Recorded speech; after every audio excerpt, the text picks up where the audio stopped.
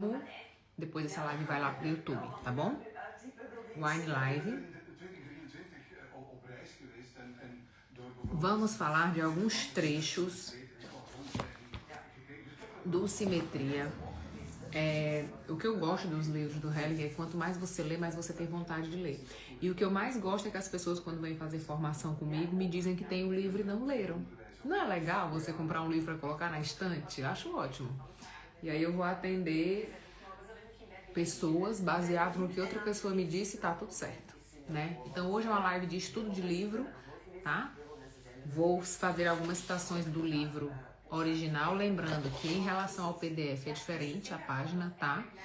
E eu tenho um PDF que eu vou mandar depois no final das lives com as citações que eu separei, tá?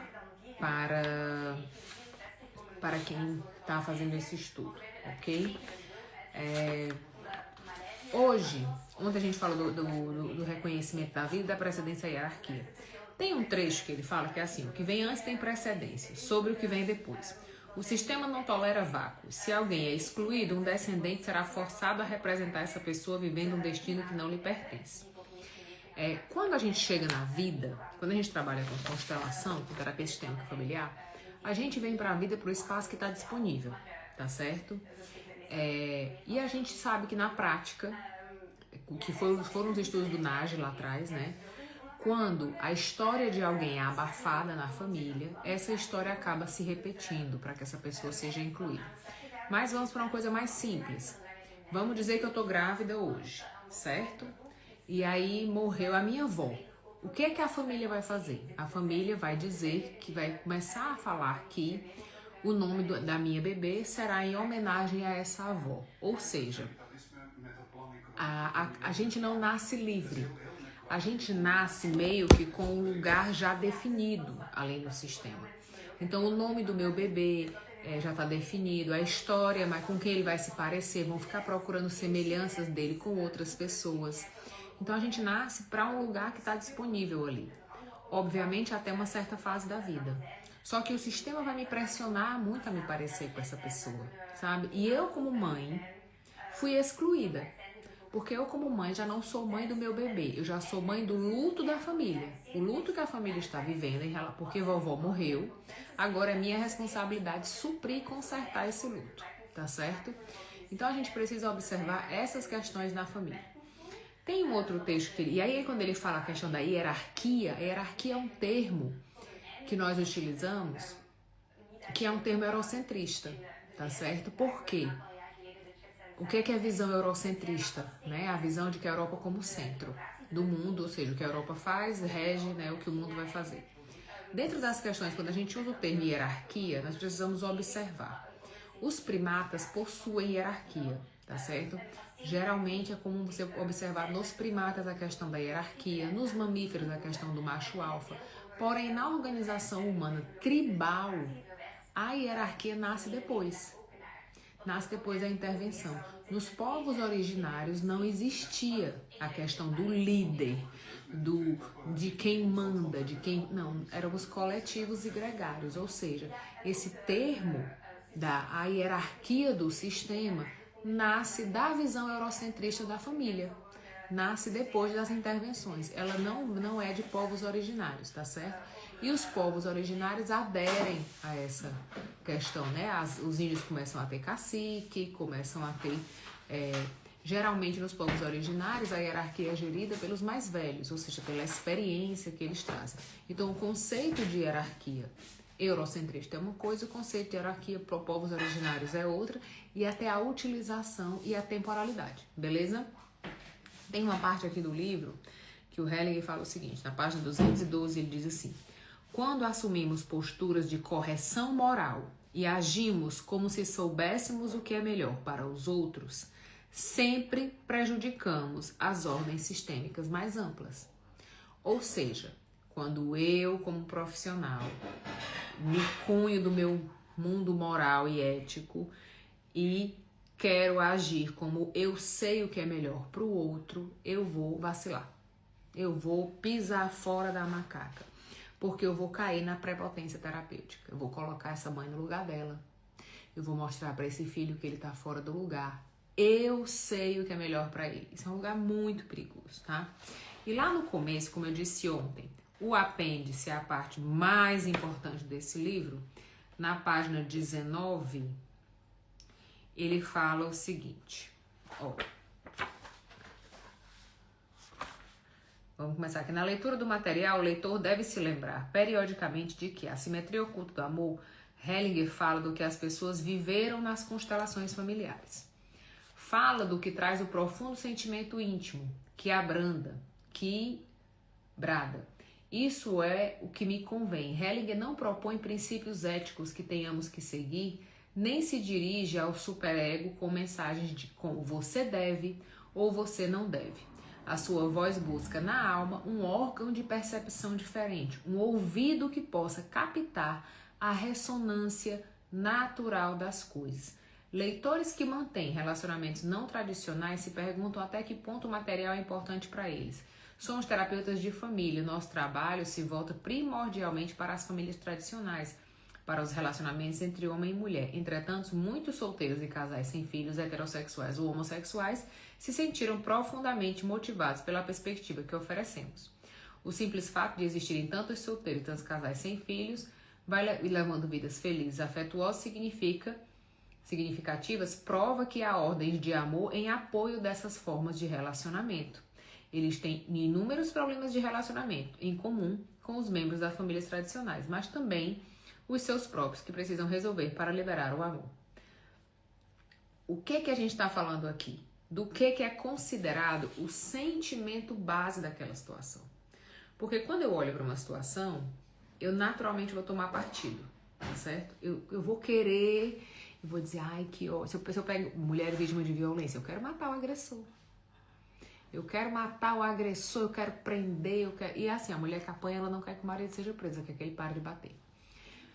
O que a gente vai olhar nas relações? É justamente eu sair desse jogo de valor que ela precisa de colo e ele precisa de punição e olhar para essa vítima e entender o que ela quer hoje. O que hoje para ela é o sentimento primordial que precisa ser tratado, que está influenciando a vida dela. Então, só quando eu consigo escutar de verdade, quando ele fala ter uma escuta de verdade do que ela precisa, do que ela busca, do que ela entende que aconteceu. Você vai ver vítimas que demoram muito tempo para entender que aquilo é violência, para entender o que está acontecendo. Então, em que eu posso ser útil na vida dessa pessoa? Eu só posso ser útil se eu conseguir alcançar esse sentimento. Se eu tiver escuta suficiente para entender qual é o sentimento que está trazendo ela aqui hoje. E qual é o sentimento que acalma as relações dela hoje, que estão ali meio conturbadas. Quando eu não consigo chegar nesse lugar, eu fico procurando convencer ela de que isso é crime, de que isso aconteceu, de que ela precisa denunciar, de que ela precisa isso, que ela precisa aquilo. Essa não é a minha tarefa como terapeuta, essa é a tarefa da assistente social, do Ministério Público, de outras instâncias.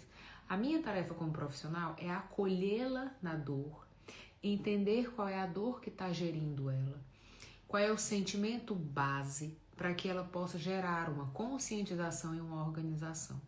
Muitas vezes o sentimento dela não está direcionado ao trauma ou direcionado à pessoa que fez mal para ela. Muitas vezes o sentimento dela, a maioria das vítimas de violência, elas têm muito problema com a mãe. Elas se envolvem com homens violentos porque elas saem de casa porque tem uma relação ruim com a mãe. Ela tem uma relação ruim com a mãe, ela precisa sair de casa, ela não tem para onde ir, ela entrega o corpo pro primeiro vagabundo que passa. Este vagabundo sabe que ela é uma pessoa fragilizada, que não tem apoio familiar e que ele pode pintar e bordar com a cara dela que ela vai suportar. Aí eles se encontram e dá match, entende? Então, tem várias camadas quando eu observo por fora essas relações e muitas vezes, eu já falei isso aqui, a vítima repete o que acontece, né? Então, no caso das questões de violência, por exemplo, que a gente vai atender em constelações, a maioria, muitas vezes, a dor está voltada para a mãe. A mãe que não cuidou de mim, que me abandonou, e a vítima, ela inverte a relação, né? Ela tem um afeto pelo agressor e uma raiva da mãe, porque dentro dela, quem levou ela para aquela situação foi a falta de afeto da mãe. Então, por isso quando ele fala Eu só posso ser útil quando eu me abstenho do meu julgo de valores e do meu você tem que, você deve fazer, você deve isso, é que eu posso fazer um atendimento para aquela pessoa, é que eu posso ser um terapeuta, é que eu posso ter uma postura sistêmica, tá? Conta pra mim quem leu esse livro aqui, qual foi o ponto que mais te chamou a atenção. Eu já li algumas vezes, tadinho, meu livro tá tão judiado. Como eu já falei, a parte mais importante é o fim e o começo, né? Eu separei alguns trechos pra gente conversar aqui, né? E tem uma parte que ele fala aqui na 269 que ele fala: eu utilizo uma combinação de PNL e terapia primal para associar uma experiência positiva a uma negativa, equilibrando. Na verdade é muito simples, mas deve ser usada no momento certo. Se você conseguir perceber a ocasião oportuna para o cliente, você não precisará de muita coisa. Eu digo apenas recue lentamente no tempo e quando parar, fique ali. Após 1 ou 2 minutos, o cliente começa a soluçar, a chorar e pergunta: em que idade você está agora? Isso aqui é uma regressão hipnótica, tá? O que acontece, o que falha nesses livros?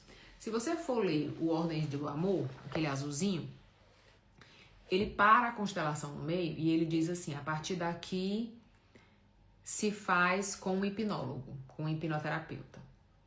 Nesse aqui, ele já faz a intervenção, ou seja, ele já aprendeu a fazer, já faz a intervenção e ele cita que ele faz uma combinação de PNL com terapia primal. O que é que ele está fazendo aqui? Uma regressão hipnótica. Ele está mandando você fechar os olhos e voltar a memória até a idade do trauma, e no meio da constelação ele faz isso, né, para fazer o que a gente chama ele faz uma reassociação na hipnose. Tem um nome específico, meu Deus, como é que é o nome agora, pra eu me lembrar? Na hipnose, é tipo uma ressignificação que você faz em cima daquilo, pra, né? E eles procuram ajudá-lo da melhor maneira possível a reviver essa experiência e projeto ou peço que um outro grupo do membro faça para que se sinta seguro, independente dos sentimentos que emerjam. Às vezes, findo esse trabalho, convida a pessoa para olhar para os representantes da sua mãe, do seu pai e recitar ação de graças na aurora da vida. Já deu B.O. A ação de graças na aurora da vida já é um condicionamento, tá? Porque o fato de eu falar ação de graça, eu estou me falando com religião. E se eu estiver atendendo um ateu, né? E aí tem aqui a citação, né? Aceito-te como pai, aceito-te como mãe, aceito tudo que vem de ti, com todas as consequências pelo preço que te custa e que me custa. Não aceito não, neném, não posso fazer essa oração. Por quê? Brasil, América Latina, é outra história, na Europa. Crimes intrafamiliares, relações intrafamiliares pesadíssimas. Pesadíssimas, então tem muitas camadas.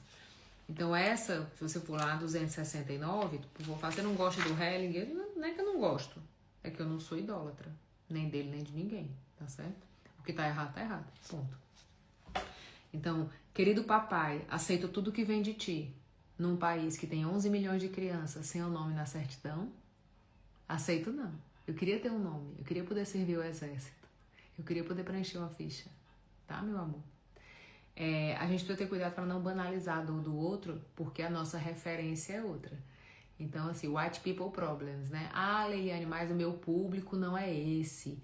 O meu público não tem esse tipo de situação. Quanto mais dinheiro, mais se abafam os crimes, ok? Tá aí o Jeff, todos os poderosos envolvidos em casos de abuso, de violência, tá certo? Então, não tem essa ideia de que, quando você fala que a criança não tem pai, eu tô falando de periferia. Ou quando eu falo de que a filha ser abusada pelo pai, eu estou falando da classe que não é a classe que eu atendo. Pelo contrário, quanto mais dinheiro, mais violência abafada. Porque para não sujar o nome da família, ok? Quanto mais dinheiro, mais os crimes se repetem, porque não há punição, porque não há denúncia, porque vai manchar o nome da família. Beleza? Então, muito cuidado com esses julgos de vá atender na Oscar Freire em São Paulo que a gente conversa, tá? Assuntinho. Essa live faz parte do circuito de lives para supervisão. A gente vai começar uma supervisão sexta-feira. Sexta-feira começa a supervisão. Eu peguei esse livro porque é um dos livros que é muito citado, né? nas críticas à constelação. Eu sou totalmente fã das críticas, eu acho que sim, a gente tem que criticar, a gente tem que contestar, a gente tem que ir atrás. E eu não acho que isso invalide o método, não acho que invalide o processo terapêutico. Eu sempre falo que o movimento do Hellinger no Brasil virou uma seita. É uma seita de adoradores e idólatras. Então, assim, se você disser que a unha do Hellinger é feia, você vai ser açoitado na rua, você vai ser apedrejado. E nenhum de nós é Deus, gente. Eu vou ter meus erros, você vai ter seus erros. Todos nós vamos ter erros. Então, na hora que eu trato alguém dessa forma, eu tirei dele o direito de ser humano. Se ele tem o direito de ser humano, ele tem o direito de errar. Ele tem o direito de falhar. Ele tem o direito de ter cometido erros a seu tempo e a sua prática e a sua experiência. Então, quando eu pego no caso dessa oração aqui que ele cita, né, que ele diz que durante a constelação ele faz uma hipnose, ele faz uma regressão e depois ele coloca a pessoa para fazer uma oração, na prática religiosa, no arcabouço dele, de onde ele vem, isso vai funcionar para ele. Eu não posso, porque ele fez isso num recorte à Alemanha, dentro da experiência dele, no tempo dele, achar que isso é método. Isso não é método, tá certo? Isso é uma observação. Foi isso que aconteceu naquele dia. Pronto, é um relato. Eu não posso tomar isso como método e replicar. Principalmente quando eu tenho o recorte, né, da distância geográfica da sociedade, de tantas outras coisas que vão acontecer aqui, tá? Nessa diferença do que foi feito. Então, quando as pessoas vêm para mim para a supervisão, elas vêm com muito essa questão de repetir frases, né?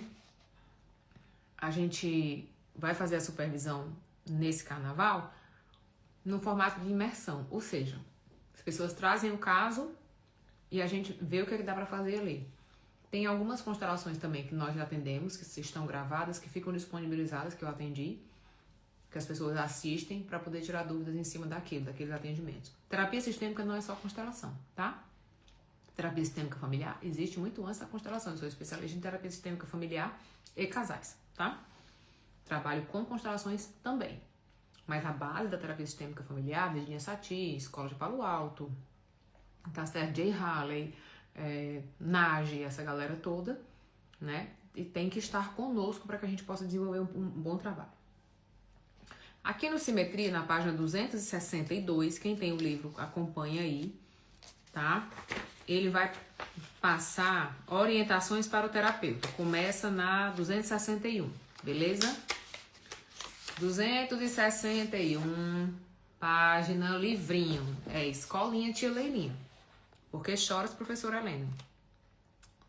Orientações para o terapeuta. Oriente-se para o encontro da solução. Você deve buscá-la, não inventá-la. Eu amo. Não lhe cabe inventar nada, mas achar a solução que por si mesma se apresenta a partir do que realmente esteja vendo na constelação. Eu amo porque está escrito. Eu amo. Quando alguém me diz assim, Eliane, eu vou comprar um kit de frases sistêmicas. Se elas estão prontas, elas já não são sistêmicas. Porque a intervenção sistêmica, ela depende do fenômeno, depende do encontro, depende da escuta. Ponto. Ela se apresenta, ninguém faz constelação, a constelação vem.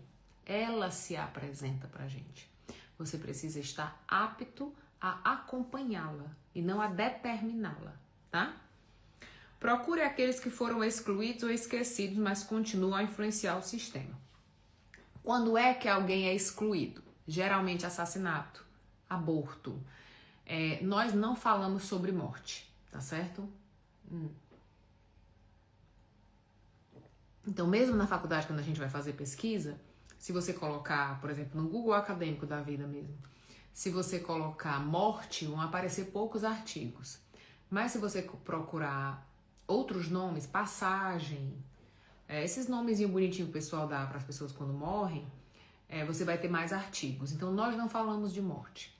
E nós determinamos como alguém deve morrer para poder ser digno de ser lembrado. Então, se alguém foi morto, foi estuprado, foi esfaqueado, foi decapitado, etc., as pessoas tendem a criar uma história mais bonita, mais digna, para não manchar a história da família.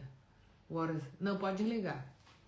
Para não manchar a história da família. E aí causa uma exclusão, porque eu estou dizendo para essa pessoa, você não é digna o suficiente de ser lembrada. A sua existência e seu sofrimento não são dignos o suficiente de serem lembrados. A gente precisa passar uma borracha nisso. Então, Essas pessoas são os famosos excluídos. Aborto, as pessoas têm muita vergonha de falar dos abortos, né? Sejam provocados ou naturais. Então isso gera algumas histórias. Ou tem aquele tio que matou umas 20 pessoas, que a gente também abafa a história, né? Pra não manchar a família e etc, tá? E o que acontece? A vida ela é mais forte, a verdade ela é mais forte. Quando a gente tenta mascarar a coisa, piora, ela se repete, tá? Não adianta, ele vem reclamar a vaga dele. Observe atentamente todas as pessoas que no sistema foram vilipendiadas, odiadas, desprezadas, caladas. Em casos de abuso, são geralmente os agressores. A solução exige que o sistema seja representado por inteiro. Procure aqueles que querem partir, precisam partir ou que devem perceber pensam para partir. Essa questão do abusador é uma questão muito forte nas constelações e foi aí que deu muito errado, né? O que acontece? Não se coloca na representação predador e vítima. Anota. Não se coloca vítima e abusador no mesmo ambiente. Isso não existe, tá? Eu estou revitimizando o cliente, estou fazendo ela reviver o trauma e etc, etc, etc. Beleza? Ela não precisa disso para alcançar o que ela veio buscar. O que acontece é que essa pessoa, quando a gente fala assim, a vítima passa a fazer parte do sistema do predador e o predador passa a fazer parte do sistema da vítima. Por quê?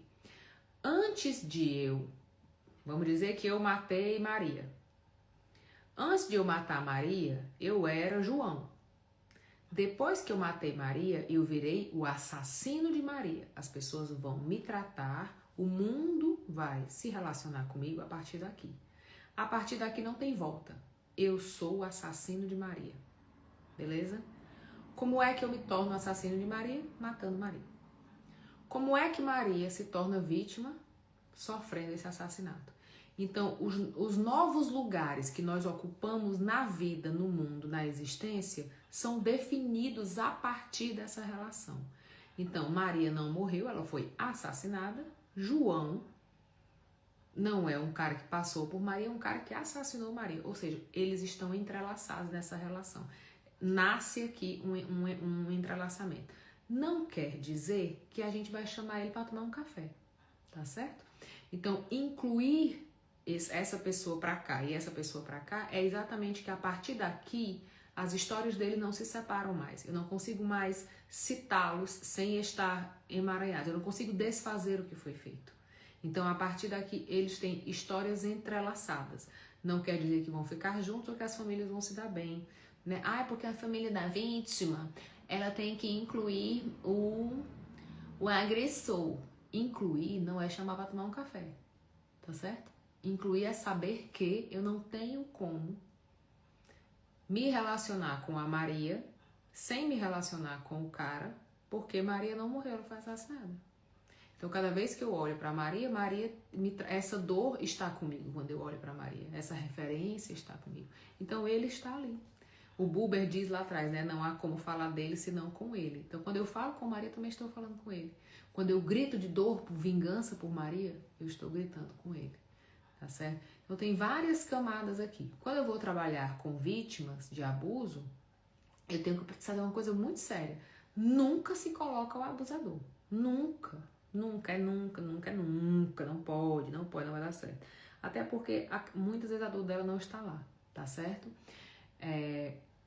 E quando, por acaso, às vezes aparece, às vezes na configuração você coloca o tio e de repente o tio vira o abusador, já aconteceu várias vezes, né?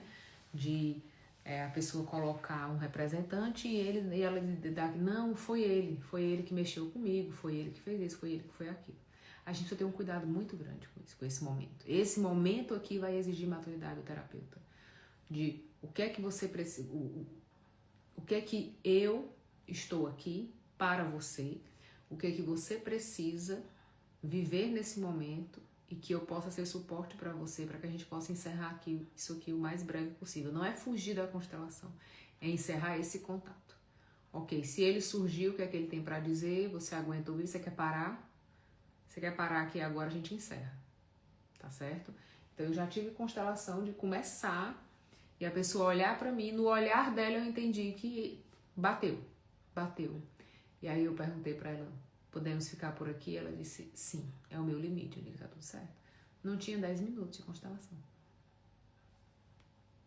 Eu estou aqui para o cliente, eu não estou aqui para a constelação. Onde é que as pessoas erram?